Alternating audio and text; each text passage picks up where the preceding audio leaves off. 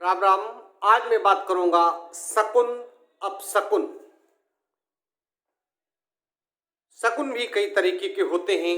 यदि आप देखते हैं कि चींटियों का झुंड रेलगाड़ी के समान जाता दिखाई देता है तो ये एक अच्छी वर्षा के संकेत हैं। यदि बाहर जाते समय कोई कार्य आरंभ करते समय भैंस का दिखना सफलता का द्योतक है। भैंसा दिखने से संकटों का सामना करना पड़ता है। यदि आप किसी आवश्यक कार्य के लिए जाते समय गाय, बछड़ा और बैल को विपरीत दिशा में देखते हैं तो उनके द्वारा रास्ता काटे जाने से सफलता, सुख और सौभाग्य की प्राप्ति होती है। यदि यात्रा पर जाते समय कुत्ता अपने दाहिने पंजे से अपने शरीर को खुजला करके सामने से चला जाए तो निश्चित रूप से आपकी यात्रा सफल और लाभप्रद होगी।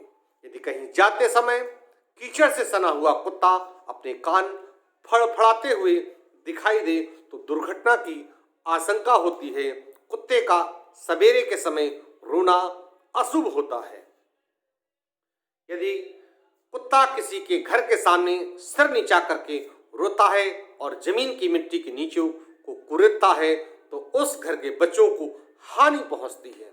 कुत्ता यदि शमशान भूमि से रोते हुए किसी गांव की तरफ जाए तो वहां के मुखिया की मृत्यु की आशंका होती है। यदि रोता हुआ कुत्ता यदि किसी के घर के दीवारों को खरोचे तो उस घर में चोरी की आशंका अधिक होती है। कुत्ता किसी के बाएं घुटने को सूंघ ले तो उसके स्वामी के सौभाग्य में वृद्धि होती है।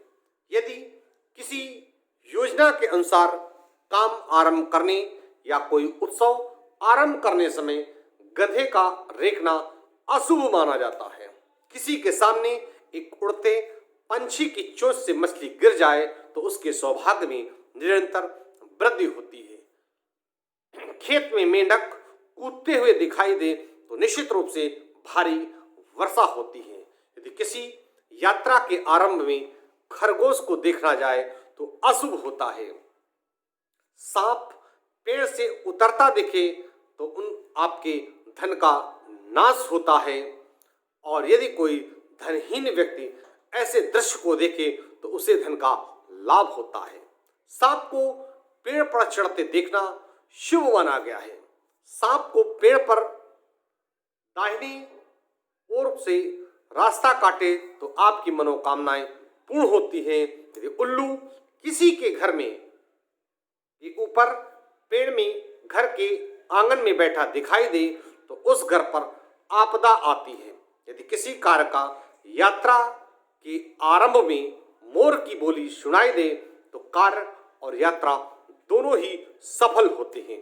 तोते का बाईं ओर दाहिनी ओर उड़ना देखना, उड़ते हुए दिखाई देना अत्यंत ही शुभ होता है।